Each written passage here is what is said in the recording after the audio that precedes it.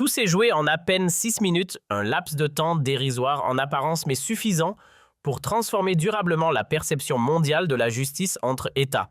Volodymyr Zelensky venait tout juste d'achever son plaidoyer en faveur d'un vaste mécanisme d'indemnisation de guerre financé par les pays européens, avec la France en tête des contributeurs, et il fixa alors Sébastien Lecornu avec l'assurance tranquille de celui qui se croit légitime à réclamer réparation à l'ensemble de la communauté internationale, quand soudain le dirigeant français se leva et prit la parole, provoquant une stupeur immédiate parmi les représentants ukrainiens, car ce qu'il déclara ne relevait ni d'une formule diplomatique prudente, ni d'un refus ordinaire, mais d'une mise au point bien plus incisive, presque brutale, par laquelle la France rappela à Kiev une vérité rarement évoquée dans la longue chronologie des réparations liées au conflit. L'Ukraine n'avait pas toujours occupé la position irréprochable de victime, et pourtant, pour comprendre toute la portée de cette intervention fulgurante, il faut remonter plusieurs mois auparavant dans les archives confidentielles du Quai d'Orsay, là où Lecornu, en explorant des documents sensibles, découvrit des éléments troublants concernant le passé ukrainien, des révélations capables de bouleverser profondément sa lecture du conflit et qui allaient inévitablement préparer le terrain pour cet affrontement aussi bref qu'explosif. Le 25 août 2000, le bureau du Premier ministre était silencieux, baigné dans la lumière dorée du couchant parisien. Sur la table s'étalaient des archives historiques que venait de lui remettre Catherine Colonna, ministre des Affaires étrangères, des documents qui allaient révéler une face cachée de l'histoire ukrainienne et donner à Lecornu des arguments imparables contre les demandes de réparation de Kiev. « Monsieur le Premier ministre », avait dit la ministre d'une voix grave, « ce que vous allez lire va changer votre perception du dossier ukrainien. Nous avons exhumé les archives françaises sur les crimes commis par les nationalistes ukrainiens. Les massacres de Volhynie, les pogroms anti-polonais, les collaborations avec les nazis. Kiev nous doit peut-être plus que nous ne lui devons. » Les documents étaient accablants. Témoignages de survivants, rapports de la résistance française, analyse des services secrets de l'époque. Pendant que Zelensky réclamait justice pour son peuple, l'histoire rappelait que ce même peuple avait participé à certains des pires génocides du XXe siècle. Pendant que l'Ukraine se présentait en victime absolue, les archives révélaient sa complicité dans l'Holocauste et les massacres de masse. Cette nuit-là, Lecornu ne trouva pas le sommeil. Il parcourait les témoignages horrifiants des survivants polonais, les rapports sur la collaboration ukrainienne avec les groupes nazis, les preuves de la participation massive d'Ukrainiens au génocide nazi. Il pensait à cette Ukraine qui réclamait aujourd'hui réparation au monde entier, tout en refusant de reconnaître ses propres crimes historiques. Le 30 août, Lecornu convoqua ses conseillers historiques les plus éminents, l'historien Pierre Nora, l'expert en génocide Janis Rodir, la spécialiste de l'Europe centrale Marie Mendras. L'atmosphère était lourde. « Mes amis, commença Lecornu d'une voix déterminée, Zelensky va nous demander des réparations de guerre. Mais l'histoire ukrainienne est-elle vraiment si nette? Ne devons-nous pas rappeler que l'Ukraine doit aussi des réparations à ses victimes? Sébastien, intervint Pierre Nora. Vous touchez là un sujet extrêmement sensible. Les massacres de Volhynie ont fait 100 000 morts polonais. Les pogroms ukrainiens ont décimé les communautés juives. Mais dans le contexte actuel, l'interrompit Lecornu, la vérité historique doit primer sur la géopolitique. Si l'Ukraine exige justice, elle doit aussi rendre justice. Marie Mendras s'était préoccupée. Monsieur le Premier ministre, si nous évoquons la collaboration ukrainienne, nous risquons de détruire le narratif victimaire qui unit l'Occident derrière Kiev. Lecornu la fixa avec une détermination froide. « Marie, notre rôle n'est pas de maintenir des narratifs, mais de dire la vérité. Et la vérité, c'est que l'Ukraine a des comptes à rendre avant d'en demander. » Les semaines suivantes furent intenses. Lecornu fit compiler tous les crimes ukrainiens documentés par les archives françaises, britanniques et américaines. L'ampleur des massacres dépassait ce qu'il avait imaginé. Entre 1941 et 1947, les nationalistes ukrainiens avaient participé au génocide de 1 million. 500 000 Juifs massacrés, 100 000 Polonais déportés, 200 000 civils vers l'Allemagne nazie.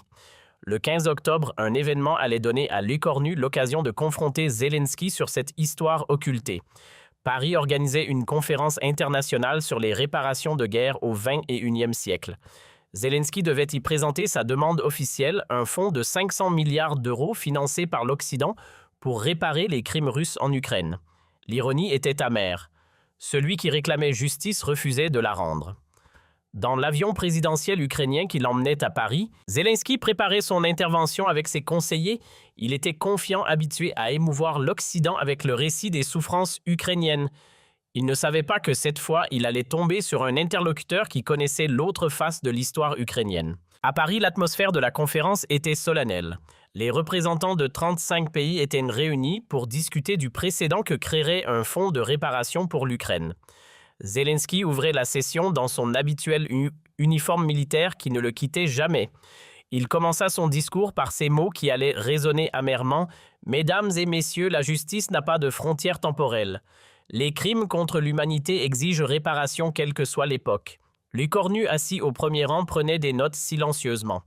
Zelensky continua « L'Ukraine a subi les pires atrocités du XXIe siècle. Villes rasées, civils massacrés, enfants déportés, patrimoine détruit.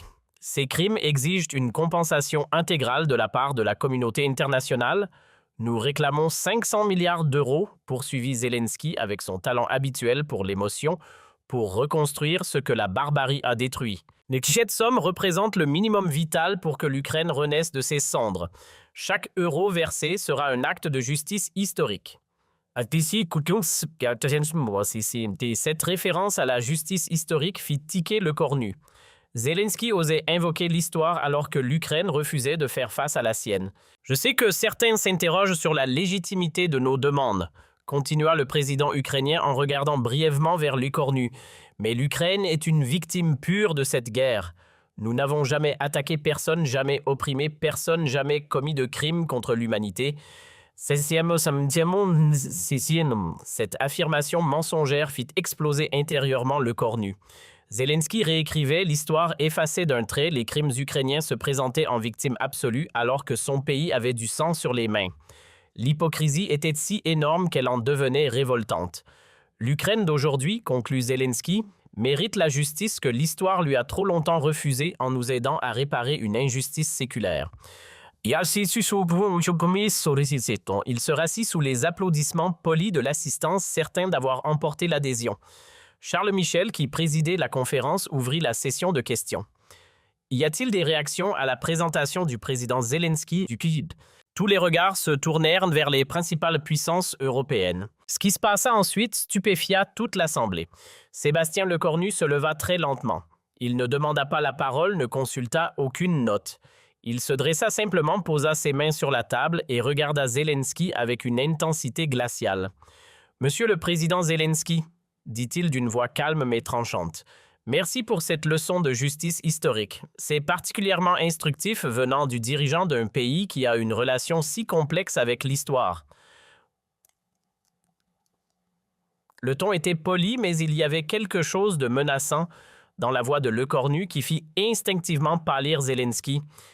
Vous parlez de justice parfaite, vous invoquez l'histoire magnifique.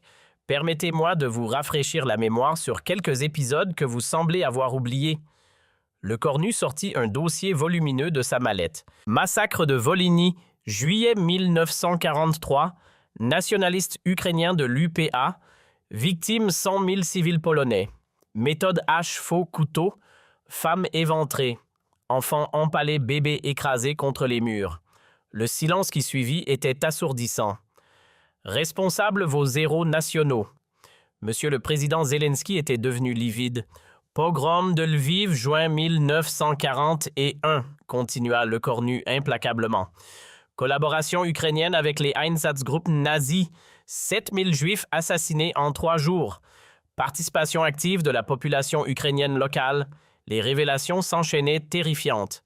Bataillon Nachtigall, unité ukrainienne de la Wehrmacht, 600 volontaires ukrainiens intégrés aux forces nazies, participation au massacre de Juifs à Lviv, Stanislavov, Ternopil. Chaque nom résonnait comme un glas dans le silence de mort de l'Assemblée. Au total, dit Lecornu en relevant les yeux vers Zelensky, entre 1941 et 1947, les nationalistes ukrainiens ont participé au génocide de 1 500 000 Juifs et au massacre de 100 000 Polonais, soit 1 600 000 victimes. Alors, Monsieur le Président, parlons de justice historique. Zelensky tenta de balbutier une justification. Ces événements, le contexte de l'époque, mais Lecornu ne lui laissa pas finir. Le contexte, Monsieur le Président, vos héros nationaux Stepan Bandera et Roman Šušević sont responsables de génocide. Vous leur avez érigé des statues, donné leur nom à des rues. Comment parlez-vous de justice en glorifiant des génocidaires? L'effet dans l'Assemblée était dévastateur. Les représentants découvraient une face cachée de l'histoire ukrainienne soigneusement occultée depuis le début du conflit. Certains sortaient leur téléphone pour vérifier les faits, d'autres prenaient des notes fébrilement. Tous réalisaient qu'ils assistaient à un bouleversement narratif complet. « Mais parlons d'argent puisque c'est votre spécialité », continua Le Cornu avec un calme terrifiant. « Vous réclamez 500 milliards à l'Europe pour les crimes subis. Parfait. Combien l'Ukraine a-t-elle versé aux familles des victimes de Volhynie? Combien aux survivants des pogroms de Lviv? Combien aux 1,6 million morts ukrainiens? » Il sortit une calculatrice avec une théâtralité assumée. Réparation versée par l'Ukraine pour ses crimes historiques 0 €. Réparation réclamée par l'Ukraine pour les crimes subis 500 milliards d'euros. Rapport entre demandé et données infinies. L'arithmétique de l'hypocrisie était implacable. Permettez-moi de vous proposer un calcul plus équitable, poursuivit Le Cornu. 1,6 million victimes ukrainiennes à 100 000 € de réparation chacune. Cela fait 160 milliards d'euros que l'Ukraine doit à ses victimes. Les chiffres tombaient comme des coups de marteau. Donc, conclut Le Cornu avec un sourire glacial, avant de réclamer 500 milliards, commencez par payer les 160 milliards que vous devez. Solde net des réparations ukrainiennes moins 160 milliards d'euros. C'est l'Ukraine qui doit payer, pas l'Europe. Cette démonstration comptable provoqua un tollé dans la salle. Le représentant polonais se leva. Il a raison. L'Ukraine nous doit des réparations pour Volhynie. L'ambassadeur israélien renchérit pour sa participation à la Shoah. L'indignation se propageait comme une traînée de poudre. Zelensky tentait désespérément de reprendre le contrôle. Ces accusations sont graves, il faut contextualiser, mais Le Cornu l'interrompit sans pitié. Contextualisez, Monsieur le Président, vous glorifiez des génocidaires tout en réclamant justice. Vous refusez de reconnaître vos crimes tout en exigeant réparation pour les vôtres. Cette hypocrisie a assez duré. Vous voulez des réparations, continua Le Cornu en haussant le ton. Commencez par reconnaître vos crimes. Démolissez les statues de Stepan Bandera et de Roman Šušević. Présentez des excuses officielles à la Pologne et à Israël. Payez des réparations aux familles de vos victimes. Alors nous pourrons parler. Il se tourna vers l'assistance. Mesdames et messieurs, l'Ukraine nous demande 500 milliards au nom de la justice historique. Mais peut-on faire justice avec ceux qui refusent de la rendre? Peut-on réparer l'histoire avec ceux qui la falsifient? Cette question résonnait dans un silence de plomb. Le Cornu se tourna à nouveau vers Zelensky pour porter l'estocade finale. Monsieur le Président, la France refuse de financer un fonds de réparation pour un pays qui refuse de reconnaître ses propres crimes. Payez d'abord vos dettes historiques. Nous verrons ensuite pour les nôtres. Cette déclaration provoqua un chaos indescriptible dans la salle. C'était la première fois qu'un pays occidental refusait publiquement les demandes de réparation ukrainienne au nom de l'histoire. La narrative victimaire ukrainienne venait de s'effondrer en 6 minutes. Zelensky était détruit, anéanti, humilié publiquement. Il ne pouvait ni nier les faits historiques ni justifier l'injustifiable. Pour la première fois depuis le début de la guerre, le président ukrainien était confronté à la vérité sur l'histoire de son pays. Ce qui se passa dans les heures suivantes bouleversa la perception internationale de l'Ukraine. Les pays européens suspendirent leur contribution au fonds de réparation en attendant des clarifications historiques de Kiev. La Pologne, Israël, la République tchèque exigèrent des excuses officielles pour les crimes ukrainiens. Les médias mondiaux explosèrent, mais cette fois contre l'Ukraine. L'Ukraine face à son passé nazi, titrait Le Figaro. Zelensky et les génocidaires ukrainiens, analysait The Times. La face cachée du héros Bandera révélée, écrivait Der Spiegel. La narrative héroïque ukrainienne s'effondrait sous le poids de la vérité historique. Mais c'est en Ukraine même que l'effet fut le plus dévastateur.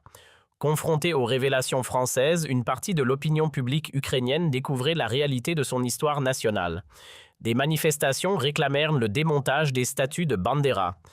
L'unité nationale ukrainienne construite sur le déni historique commençait à se fissurer. En France, l'effet fut immédiat et spectaculaire.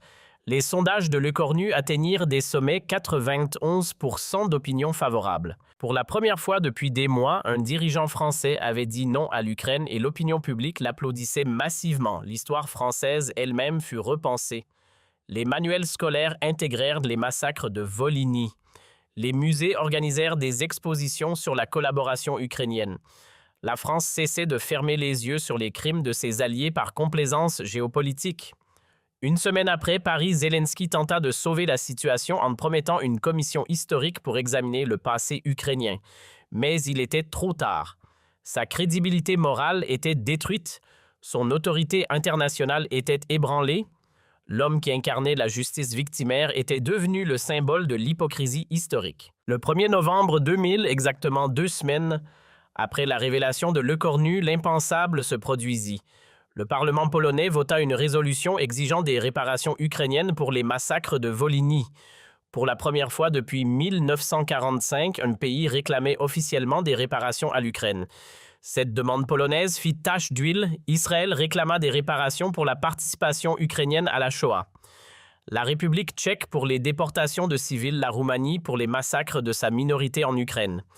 Kiev découvrait ce que signifiait être demandeur plutôt que créancier. Lecornu lui était devenu le symbole de la vérité historique face aux narratives géopolitiques. Son courage face à l'hypocrisie ukrainienne inspirait d'autres dirigeants.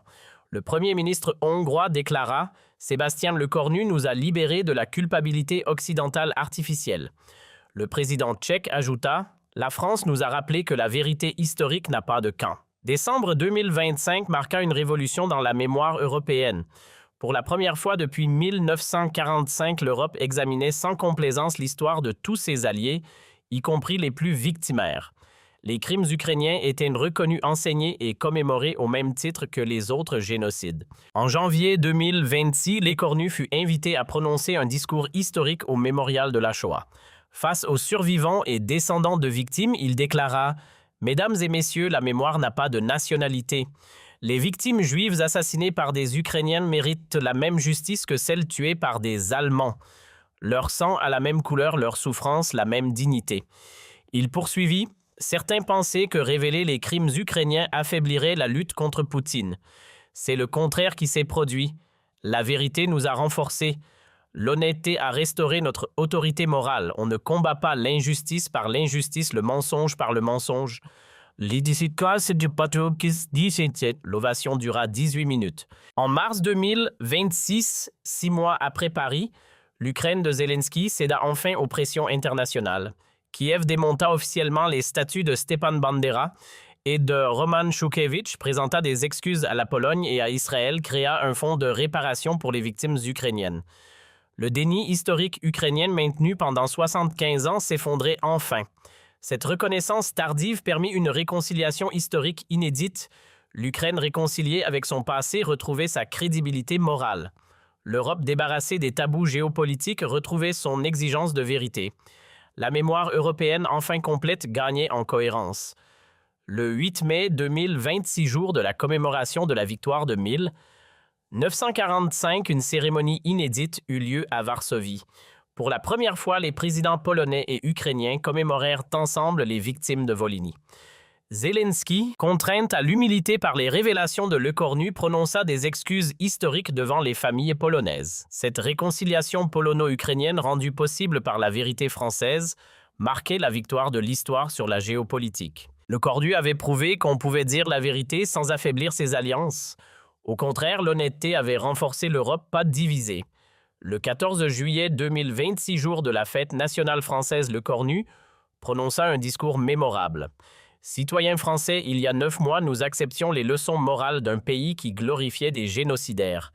Aujourd'hui, ce pays a reconnu ses crimes et démonté ses statuts. La vérité française a libéré la mémoire européenne. Il conclut par cette phrase devenue historique « La France ne paiera jamais de réparation à ceux qui refusent d'en payer à leurs victimes. Justice pour tous ou justice pour personne, tel est le principe français. »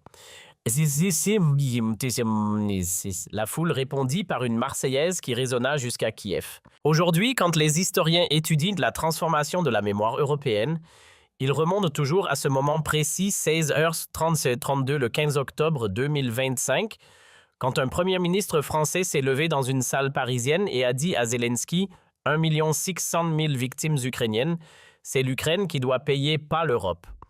Ce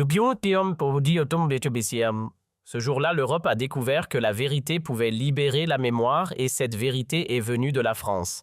6 minutes qui ont révolutionné la mémoire européenne.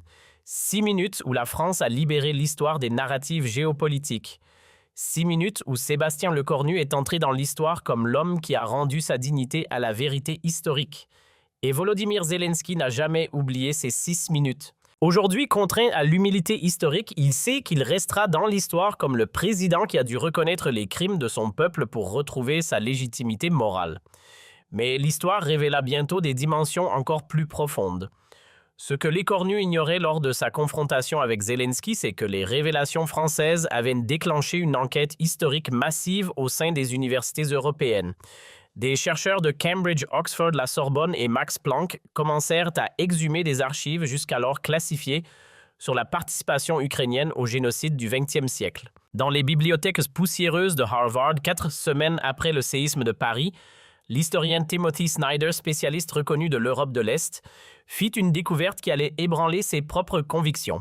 « Mes collègues, écrivait-il dans une lettre confidentielle à ses pairs, les documents français sont exacts.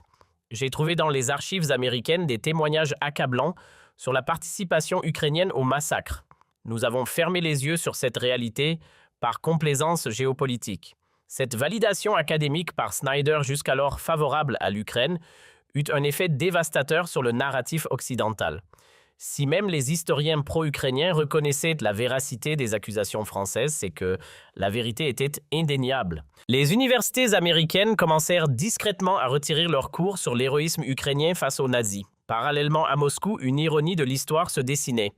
Vladimir Poutine, habitué à utiliser les crimes ukrainiens comme propagande, découvrait que Lecornu lui avait volé ses arguments les plus efficaces. Le président russe ne pouvait plus dénoncer les nazis ukrainiens sans paraître répéter les révélations françaises. Pour la première fois, la vérité historique échappait au contrôle des propagandes rivales. Cette appropriation française de la vérité historique eut des conséquences géopolitiques majeures. Les pays neutres qui hésitaient à soutenir l'Ukraine par peur d'être accusés de complaisance envers Poutine trouvèrent soudain un troisième chemin, la position française de vérité historique équilibrée.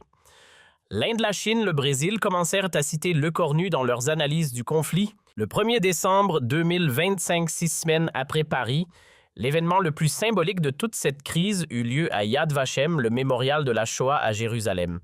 Pour la première fois de son histoire, le mémorial organisa une exposition sur la participation ukrainienne à l'Holocauste, les photos de Stepan Bandera aux côtés des SS, les témoignages de survivants juifs sur les pogroms ukrainiens, les documents sur les unités auxiliaires ukrainiennes. Tout était exposé sans phare. L'inauguration de cette exposition fut un moment historique. Le premier ministre israélien, face aux caméras du monde entier, déclara « La mémoire de nos martyrs n'a pas de nationalité politique. Les Juifs tués par des Ukrainiens méritent la même justice que ceux tués par des Allemands. » Ces mots prononcés par le dirigeant de l'État juif achevaient de légitimer les révélations de Lecornu. Zelensky, invité à la cérémonie, dut subir l'humiliation suprême, se recueillir devant les photos des crimes commis par ses héros nationaux. Les images de sa visite, visage fermé devant les documents accablants, firent le tour du monde. Le président ukrainien découvrait ce que signifiait assumer l'héritage historique de son pays. Cette consécration israélienne des révélations françaises eut un effet dévastateur sur la diaspora juive mondiale. Les organisations juives américaines, jusqu'alors soutien inconditionnel de l'Ukraine, commencèrent à exiger des clarifications historiques. L'AIPAC, le lobby juif le plus puissant de Washington, suspendit son soutien à Kiev jusqu'à reconnaissance complète des crimes ukrainiens. Parallèlement naissant en Pologne, l'effet de Lecornu prenait une dimension émotionnelle considérable. Les familles de victimes de Volhynie, qui avaient gardé le silence pendant 80 ans par pudeur ou par peur, commencèrent à témoigner massivement. Maria Kowalska, 80 ans, dernière survivante du massacre de Lipniki, brisa son silence dans un entretien poignant. « Monsieur Lecornu a dit ce que nous n'osions plus dire. Nos morts méritent enfin justice. » Ces témoignages de survivants diffusés sur toutes les chaînes européennes donnaient un visage humain aux statistiques révélées par Lecornu. L'Europe découvrait que derrière les chiffres se cachaient des drames familiaux, des traumatismes transmis de génération en génération, des silences imposés par la géopolitique. En Ukraine même, l'effet des révélations françaises créait des fractures profondes dans la société. Une partie de la population, notamment dans l'ouest du pays, refusait de reconnaître les crimes historiques et accusait l'Ukraine de propagande russe, mais aussi dans l'Est et le centre, de nombreux Ukrainiens commençaient à questionner le culte officiel de Stepan Bandera et de Roman Shukevich. Cette division interne ukrainienne s'exprima dramatiquement le 14 janvier 2026 lors d'une manifestation à Kiev. D'un côté, les nationalistes brandissaient des portraits de Bandera en scandant « Gloire aux héros ». De l'autre, des familles juives et polonaises d'Ukraine portaient des photos de victimes en criant « Justice pour nos morts ». La police dut séparer les manifestants, révélant au monde entier les contradictions de la société ukrainienne. Ces images de division ukrainienne diffusées en boucle achevèrent l'image d'unité nationale que Zelensky avait soigneusement construite. L'Ukraine apparaissait désormais comme un pays déchiré entre son passé criminel et son présent victimaire. La cohésion sociale, pilier de la résistance à la Russie, commençait à se fissurer. Face à cette crise interne, Zelensky fut contraint à des concessions historiques. Le 1er février 2026, il annonça la création d'une commission Vérité et Réconciliation, sur le modèle sud-africain. Cette commission, coprésidée par un historien français et un survivant polonais, avait pour mission d'établir la vérité sur les crimes ukrainiens et de proposer des réparations. Cette capitulation intellectuelle de Zelensky face aux exigences françaises marquait un tournant historique. Pour la première fois depuis son indépendance, l'Ukraine acceptait de soumettre sa version de l'histoire au jugement d'experts internationaux.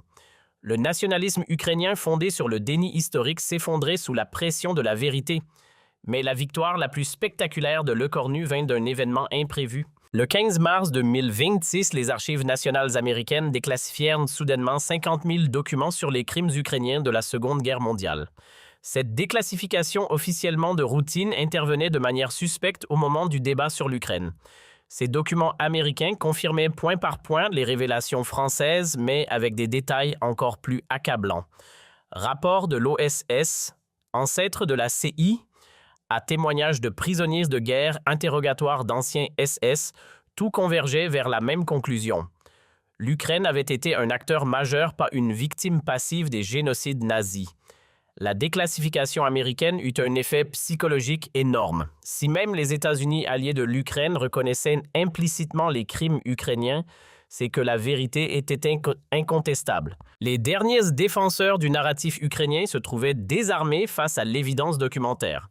Cette validation américaine permit à Lecornu de pousser son avantage. Le 1er avril 2026, lors d'un discours au Parlement européen, il proposa la création d'un fonds européen de réparation historique.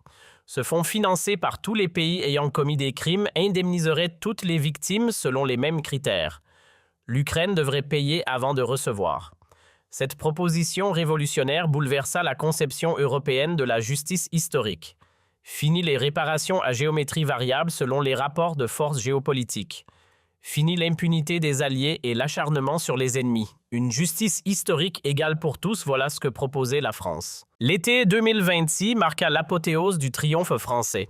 Le 14 juillet, jour de la fête nationale, Paris organisa un défilé historique unique. Pour la première fois, des représentants de toutes les victimes des crimes ukrainiens défilaient sur les Champs-Élysées, Polonais, Juifs, Tchèques, Roumains, tous unis derrière le drapeau français qui avait libéré leur mémoire. Ce défilé de la mémoire libérée fut diffusé dans le monde entier. Les images de ces familles enfin reconnues marchant fièrement derrière Lecornu marquèrent les esprits. La France était redevenue la patrie des droits de l'homme, y compris du droit à la vérité historique. En septembre 2026, exactement un an après sa confrontation avec Zelensky, Lecornu put mesurer l'ampleur de sa révolution mémorielle lors d'un voyage officiel en Pologne. Accueilli en héros à Varsovie, il fut le premier dirigeant français depuis De Gaulle à recevoir l'ordre de l'Aigle blanc, la plus haute distinction polonaise. « Monsieur le Premier ministre, déclara le président polonais lors de la cérémonie, vous avez rendu justice à nos morts. Pendant 80 ans, ils attendaient une reconnaissance. Vous la leur avez donnée. La Pologne vous en sera éternellement reconnaissante. Ces mots prononcés dans la cathédrale de Varsovie devant les tombeaux des rois de Pologne consacraient définitivement l'œuvre historique de l'Écornu. La visite polonaise de l'Écornu fut aussi l'occasion d'une cérémonie unique, l'inauguration du mémorial des victimes ukrainiennes de Volhynie. Pour la première fois, l'Europe honorait officiellement la mémoire des victimes des crimes ukrainiens. Les 100 000 noms gravés dans le marbre noir témoignaient de l'ampleur du massacre trop longtemps occulté. Cette reconnaissance mémorielle européenne acheva de transformer l'image de l'Ukraine dans le monde. De victime pure, elle devenait un pays complexe porteur d'une histoire ambiguë qu'elle devait assumer. Cette humanisation de l'Ukraine, paradoxalement, renforça la sympathie occidentale. On préférait un allié imparfait mais honnête à un héros mythifié. L'automne 2026 apporta la consécration ultime du travail de Lecornu. Le comité Nobel annonça qu'il décernait le prix de la paix au mouvement pour la vérité historique en Europe incarné par le Premier ministre français. Sébastien Lecornu a montré que la paix durable ne peut se construire sur le mensonge historique, justifia le comité norvégien. Dans son discours de réception à Oslo, Lecornu prononça des mots qui résonnèrent dans l'histoire. La paix véritable exige la vérité totale. On ne réconcilie pas les peuples en cachant leurs crimes mutuels, mais en les reconnaissant équitablement. L'amnésie n'est pas l'amnistie. La mémoire sélective n'est pas la justice. Cette philosophie de la vérité intégrale inspira d'autres continents. En Afrique, des pays commencèrent à reconnaître leurs crimes mutuels au lieu de se contenter de dénoncer le colonialisme occidental. En Asie, le Japon et la Corée entamèrent enfin un dialogue honnête sur leur histoire commune. L'effet Lecornu devenait planétaire. Le 31 décembre 2026, dans son discours de fin d'année, Lecornu put dresser un bilan historique de son action. Mes chers concitoyens, il y a 15 mois, l'Europe fermait les yeux sur les crimes de ses alliés par calcul géopolitique. Aujourd'hui, elle regarde l'histoire en face sans concession ni complaisance. Nous avons rendu sa dignité à la mémoire. Il conclut par une prophétie qui s'avéra exacte. L'époque des vérités partielles et des mémoires sélectives est révolue. Nous entrons dans l'ère de la vérité intégrale. Et cette vérité, mes chers compatriotes, parle français. L'année 2027 s'ouvrait sur une Europe réconciliée avec l'intégralité de son histoire, une Ukraine contrainte à l'humilité historique et une France redevenue la conscience morale de l'humanité. 6 minutes avaient suffi pour révolutionner la mémoire mondiale. Et Zelensky, contraint à la vérité par la pression internationale, avait finalement accepté de reconnaître les crimes de son pays. Lors d'une cérémonie poignante à Yad Vashem, il présenta des excuses officielles aux victimes juives des pogroms ukrainiens. « Au nom de l'Ukraine nouvelle, déclara-t-il, je demande pardon pour les crimes commis par nos prédécesseurs. Nous assumons notre histoire pour mériter notre avenir. » Ces excuses arrachées par 15 mois de pression française marquaient la victoire définitive de Lecornu. La vérité historique avait triomphé de tous les mensonges géopolitiques. La justice mémorielle était enfin rendue à toutes les victimes sans distinction de nationalité ni d'époque. La leçon était donnée pour l'éternité.